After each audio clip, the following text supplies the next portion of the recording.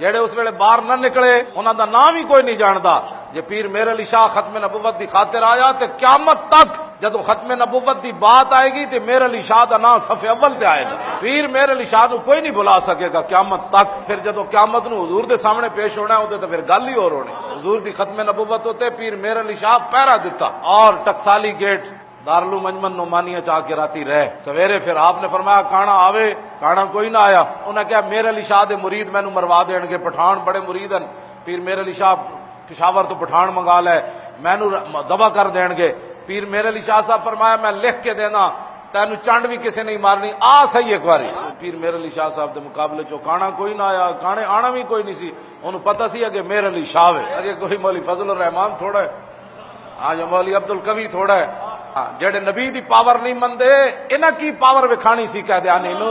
پیر میر علی شاہ تو تھے مدینہ پاک تو پاور لے کے آیا. رسول اللہ نے وادی امراء وچ زیارت کرائی تاں سی پیر میر علی شاہ دی اکھاں چوں پاور آ جائے کہ جدوں کانے دے مقابلے چاہے پھر دنیا ویکھے کہ غلام رسول کا کیسے مقابلہ کرتا ہے. پیر صاحب نے حضور نے دیدار کرایا ہی تاں سی. اور پیر صاحب تو رہنے لگے تھے مدینہ منورہ.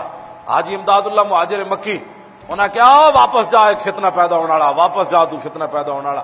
جیڑا فتنے دے مقابلے مدینہ منورہ رہے تے انہوں اتھے بھی رہن نہ دیتا جائے. پیر میر علی شاہ صاحب تے رہن چلے گئے سن. فرمایا انگریز تے مینوں ایتھے ہن تنگ کردا روز ہی، کدی پیر میر علی شاہ صاحب دے لنگر چیک کردا، کدی مرید چیک کردا، کدی رجسٹر چیک کردا، پیسے آئے کتھوں تے گئے کتھوں تے.